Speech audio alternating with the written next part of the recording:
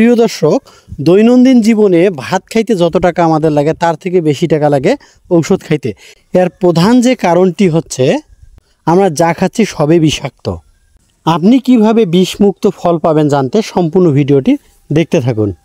বন্ধুরা, আপনারা দেখছেন কৃষি রকমারি সবাই ইউটিউব চ্যানেল এবং আমি আপনাদের পাশে আছি সুনীল কুমার রায়। ভিডিওটি শুরু করার আগে যারা এখনও আমার চ্যানেলটিকে সাবস্ক্রাইব করে নাই, কৃষির তথ্যমূলক ভিডিও সবার আগে পেতে ভিডিওটিকে লাইক করে চ্যানেলটিকে সাবস্ক্রাইব করুন। এবার আসুন মূল আলোচনায়। প্রিয় দর্শক, বিষমুক্ত ফল পেতে আপনি আমের ব্যাগিং করে দিতে পারেন। এতে একদিকে যেমন বিষমুক্ত ফল পাবেন, আবার অন্যদিকে পোকামুক্ত ফল পাবেন। আসলে এই টেকনিকটা কি একটু আমি আপনাদেরকে খুলে বলি। প্রত্যেকটি জীবকুল চায় তার পরবর্তী প্রজন্মের নিশ্চিত খাদ্যের ব্যবস্থা এবং সুষ্ঠু নিরাপত্তা। এই আশাকে সামনে রেখে ফলের মাছি পোকা আমের চামড়ায় হুল ফুটিয়ে ডিম পারে এবং নির্দিষ্ট সময় পর ডিমগুলো ফুটে লার্ভায় রূপান্তর হয় এবং ফলের আঁশগুলো কুড়ে কুড়ে খায়, যার ফলে ফলের মান নষ্ট হয়ে যায়। অনেক সময় ফল পচে যায়, ফলগুলো ঝরে যায়, কিংবা ফল খাওয়ার সময় অনেকগুলো পোকা চোখে পড়ে। এই সমস্যার হাত থেকে বাঁচার জন্য সবথেকে ভালো উপায় হচ্ছে এই রকম ফ্রুট ব্যাগ দিয়ে আমের ব্যাগিং করে দিতে পারেন।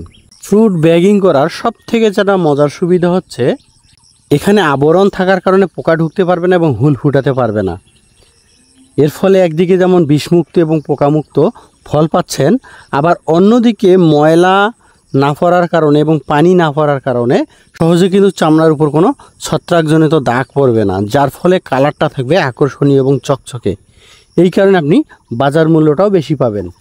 আপনি একটু ভালো করে লক্ষ্য করলে দেখতে পাবেন এখানে কিন্তু একটা কাটা অংশ আছে, যার ফলে আলো বাতাস পর্যাপ্ত পরিমাণ চলাচল করে, ফলে কিন্তু ঘেমে যায় না এবং ফল পচে যায় না। যাদের ফ্রুট ব্যাগ লাগবে তারা ডিসক্রিপশন বক্সটি চেক করতে পারেন, সেখানে কিন্তু নাম্বারটা আমি অলরেডি দিয়ে রেখেছি। এবং যারা অল্প পরিসরে এইরকম আমের ব্যাগিং করতে চান তারা পলিথিন দিয়েও কিন্তু করতে পারেন। সেক্ষেত্রে অসংখ্য ছিদ্রযুক্ত পলিথিন আপনারা ব্যবহার করতে পারেন। যদি ছিদ্র না থাকে সেক্ষেত্রে আলো বাতাস চলাচল করবে না, যার ফলে কিন্তু আম ঘেমে যাবে এবং ফল নষ্ট হওয়ার একটা সম্ভাবনা থাকে। তো বন্ধুরা, ভিডিওটি কেমন লাগলো এবং চাষাবাদের কোন বিষয়ের উপর আপনি ভিডিও দেখতে পছন্দ করেন অবশ্যই কিন্তু কমেন্টে জানাবেন।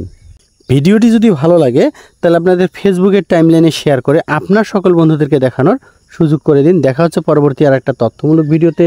সে পর্যন্ত ভালো থাকবেন, সুস্থ থাকবেন, শুভকামনা রইল।